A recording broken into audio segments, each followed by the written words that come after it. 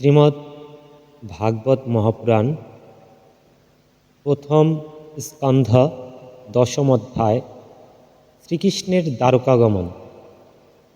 শৌনক প্রশ্ন করলেন, ধার্মিক শ্রেষ্ঠ মহারাজ যুধিষ্ঠির তার রাজ্যধন অপহরণ করার জন্য যারা যুদ্ধ করেছে সেই আত্মতায়ী শত্রুদের বধ করে নিজের ভাইদের সাথে নিয়ে কিভাবে রাজ্য পালন করেছিলেন এবং কি কি কাজ করেছিলেন, কারণ ভোগ তো তার প্রবৃত্তি ছিল না।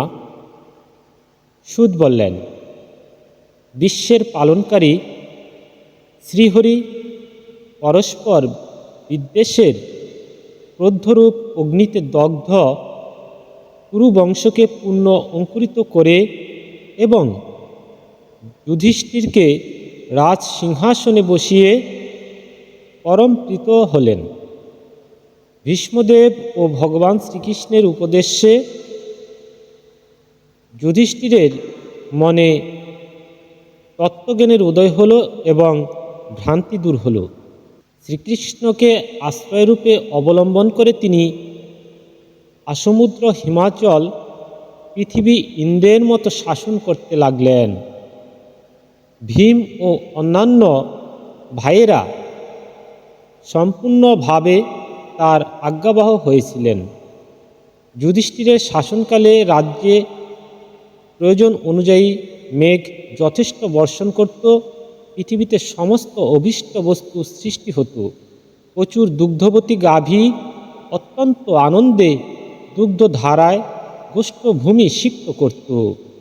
নদী, সমুদ্র, পর্বত, বনস্পতি, লতা ও ঔষধি সকল প্রত্যেক ঋতুতেই পর্যাপ্তভাবে ফলিত হতো। অজাতশত্রু মহারাজ যুধিষ্ঠিরের রাজত্বে প্রজাদের কখনোই আদিবেদী অথবা দৈবিক, ভৌতিক ও আত্মিক কষ্ট ছিল না। নিজ সুহৃদ পাণ্ডবদের দুঃখ অপনোদনের জন্য এবং নিজ ভগিনী সুভদ্রার সুখের জন্য ভগবান শ্রীকৃষ্ণ কয়েক মাস হস্তিনাপুরেই অবস্থান করলেন। তারপর তিনি যখন রাজা যুধিষ্ঠিরের কাছে দ্বারকা যাওয়ার অনুমতি চাইলেন, তখন যুধিষ্ঠির আলিঙ্গন করে তার অভিপ্রায় স্বীকার করে নিলেন। ভগবান তাকে অভিবাদন করে রথে আরোহণ করলেন। কিছু কিছু লোক তাকে আলিঙ্গন করলেন আর কিছু কিছু লোক তাকে প্রণাম করলেন। সেই সময় সুভদ্রা, দ্রৌপদী, কুন্তী, উত্তরা, গান্ধারী, ধৃতরাষ্ট্র, যুযুৎসু, কৃপাচার্য, নকুল, সহদেব, ভীম, ধৌম এবং সত্যবতী প্রমুখ রমণীগণ অত্যন্ত কাতর হয়ে মূর্ছিত প্রায় হয়ে গিয়েছিলেন। এরা সাঙ্গপাণি শ্রীকৃষ্ণের বিরহ ব্যথা সহ্য করতে পারেননি। ভগবত ভক্ত সৎপুরুষের সাহচর্যে যার দুষ্টসঙ্গ পরিহার হয়ে গেছে, সেই বিবেকী ব্যক্তি ভগবানের মধুর, মনোহর, রুচিকর লীলা চরিত্র একবার মাত্র শ্রবণ করেও তা ত্যাগ করার কল্পনা করতে পারে না। সেই ভগবানের দর্শন, স্পর্শন এবং তার সাথে আলাপন, সম্ভাষণ, একত্রে শয়ন, ওঠা বসা, ভোজন আদি দ্বারা যাদের মনপ্রাণ সেই ভগবানেই সমর্পিত হয়ে গিয়েছিল, সেই পাণ্ডবগণ কেমন করে তার বিরহ সহ্য করবেন? তারা প্রেম বিগলিত চিত্তে নির্বিশেষ নয়নে কৃষ্ণ দর্শন করতে করতে তার অনুগমন করলেন। ভগবান শ্রীকৃষ্ণ যখন বাড়ির বাইরে এলেন, তখন বন্ধু নারীগণের নয়ন সকল শ্রীকৃষ্ণ বিরহে উৎকণ্ঠায় অশ্রুব্যপ্ত হয়ে পড়েছিল। কিন্তু যাত্রার সময়ে অমঙ্গল যেন না হয় সেই আশঙ্কায় তারা কোনো ক্রমে সেই অশ্রু রোধন করেছিলেন।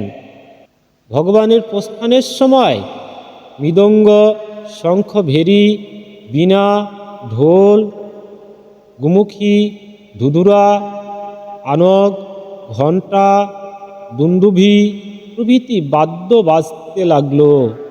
কুরু নারীগণ কৃষ্ণ দর্শন লালসায় অট্টালিকার শিখরে আরোহণ করে এবং প্রেমজনিত লজ্জা হাস্যাদি সহকারে কৃষ্ণ দর্শন করতে করতে তার উপর পুষ্প বর্ষণ করতে লাগলেন।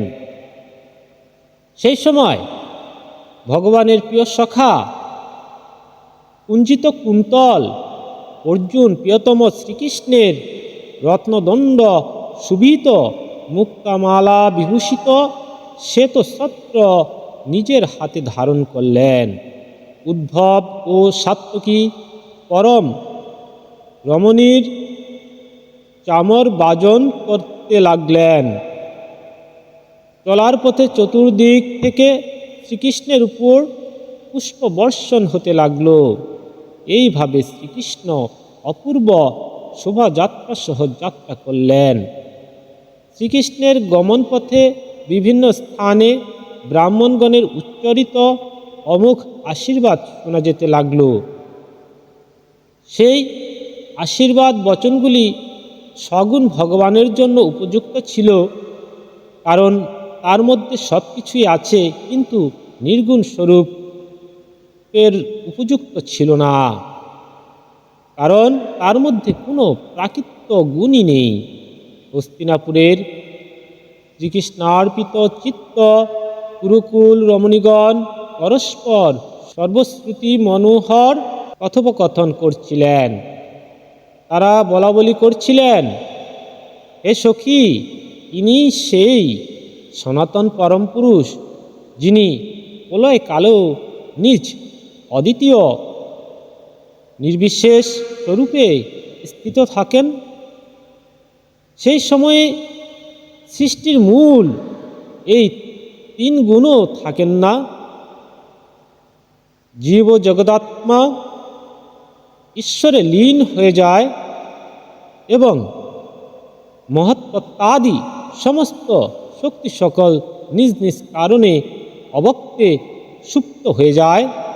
তিনি আবার নিজ নাম রূপরহিত স্বরূপের মধ্যে নামরূপ সৃষ্টির ইচ্ছা তথা নিজ কলাশক্তির দ্বারা প্রেরিত প্রকৃতি, যিনি তার অংশভূত জীবকে মোহিত করে সৃষ্টিকর্মে প্রবৃত্ত হন, তাকে অনুসরণ করছেন ও ব্যবহার আদির জন্য বেদাদি শাস্ত্র রচনা করছেন।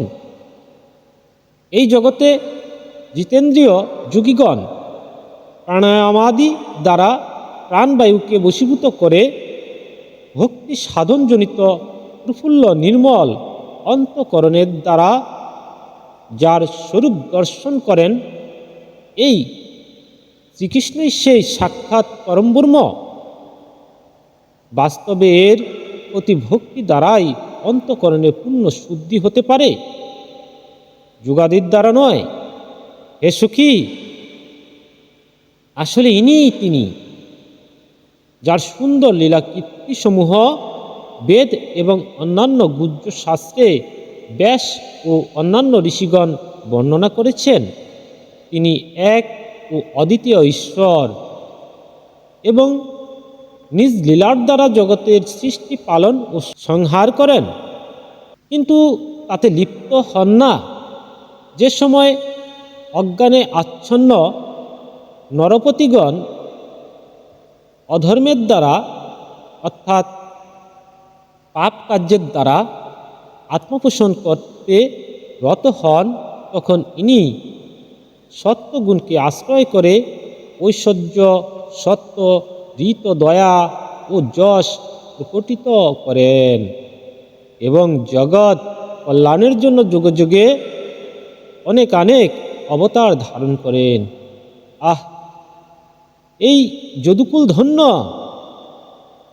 কারণ লক্ষ্মীপতি পুরুষোত্তম শ্রীকৃষ্ণ ওই বংশে জন্মগ্রহণ করে তাকে সম্মানিত করেছেন। আর এই পবিত্র মধুবন ও অতিশয় ধন্য, যেখানে তিনি শৈশব ও কৈশোরকালে সর্বত্র ভ্রমণ করে লীলা বৈচিত্র্য প্রকাশ করেছেন। বড়ই আনন্দের কথা যে এই দ্বারকাপুরী স্বর্গের যশকে পরাজিত করে পৃথিবীর পবিত্র যশ বৃদ্ধি করেছে। কারণ এই প্রজাগণ তাদের প্রভু ভগবান শ্রীকৃষ্ণ, যিনি মৃদুমন্দ হাসির সঙ্গে তাদের প্রতি কৃপাদৃষ্টি করেন, তাকে প্রতিদিনই নিরন্তর দর্শন করতে পারেন।